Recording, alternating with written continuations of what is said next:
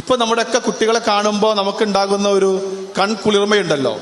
ഈ കൺകുളിർമ അവർ വളർന്ന് വലുതായി ഏറ്റവും ഉയരത്തിൽ നിൽക്കുമ്പോഴും ആ കുളിർമയായി മാറ്റാൻ നമ്മൾ ചില കാര്യങ്ങൾ ചെയ്യേണ്ടതുണ്ട് എന്നുള്ളത് ഒരു യാഥാർത്ഥ്യമാണ്. അതിനെന്താണ് വഴി എന്നുള്ളതാണ്. ഞാൻ വ്യക്തിപരമായി മനസ്സിലാക്കുന്ന ഒരു കാര്യം, കുട്ടികളിൽ നിന്ന് ഈ കാരുണ്യത്തിന്റെ അംശം വല്ലാതെ ചോർന്നു പോകുന്നുണ്ട് എന്നുള്ളതാണ്. ഇപ്പോൾ ഏതാണ്ട് ഒരു 1.5 വർഷം മുമ്പ് നമ്മുടെ നാട്ടിൽ തന്നെയുള്ള ഒരു ചെറുപ്പക്കാരൻ, 10-20 വയസ്സുള്ള വെഞ്ഞാറമൂട് എന്ന പ്രദേശത്തുള്ള ഒരു ചെറുപ്പക്കാരൻ അവൻ്റെ അമ്മയെ മൃതപ്രായയാക്കി അടിച്ച് ജീവിതശവമാക്കി മാറ്റി. അവൻ്റെ വല്യപ്പയെ, വല്യമ്മയെ, അമ്മായിയെ ഒക്കെ കൊന്നുകളഞ്ഞു. ആ കുട്ടി ലഹരി ഉപയോഗിക്കുന്ന കുട്ടിയായിരുന്നില്ല. ആ 21 വയസ്സുള്ള അഫാൻ എന്ന് പറയുന്ന പയ്യൻ നിങ്ങളുടെ ഫിൽറ്റർ ഏതുമാകട്ടെ മികച്ച ടെക്നീഷ്യന്മാരുടെ ഉത്തരവാദിത്തത്തോടെ ജിഗാർഡ് സർവീസ് ചെയ്തു കൊടുക്കുന്നു. അലങ്കാന സമീപം സിവി റോഡ്, പൊന്നാനി. ലഹരി ഉപയോഗിക്കുന്ന ആളായിരുന്നില്ല. അവനൊരു 3 കൊലപാതകം നടത്തിയതിനു ശേഷമാണ് മദ്യപിക്കുന്നത്. എന്നിട്ടാണ് 4ാമത്തെ കൊലപാതകത്തിലേക്ക് പോകുന്നത്.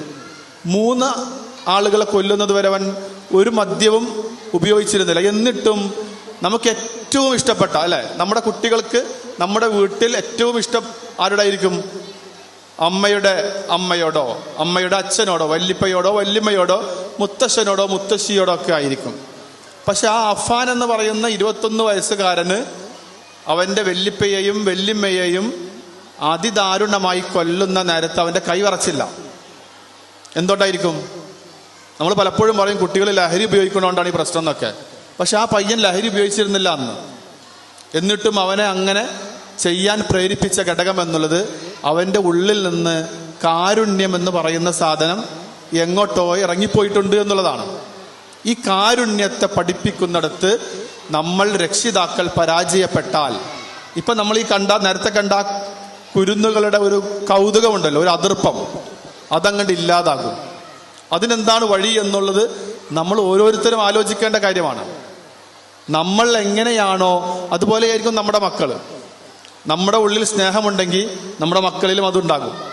ആ കുട്ടികളെ സ്നേഹത്തോടെയും വാത്സല്യത്തോടെയും കൊണ്ടു നടക്കേണ്ടുന്ന നേരത്ത് നമ്മൾ തിരക്കുകൾക്കൊപ്പം പോയാൽ, നമ്മൾ മൊബൈൽ ഫോണിനകത്ത് കണ്ണുകൾ താഴ്ത്തിയിരുന്നാൽ, അവരാവശ്യപ്പെടുന്നത് കൊടുക്കാൻ നമുക്ക് സമയമില്ലാതായാൽ, അവരിൽ ഉണ്ടാകേണ്ടുന്ന കുറേ നന്മകൾ ചെറുതിലെ ഇല്ലാതായി പോകുന്നുള്ളതാണ്.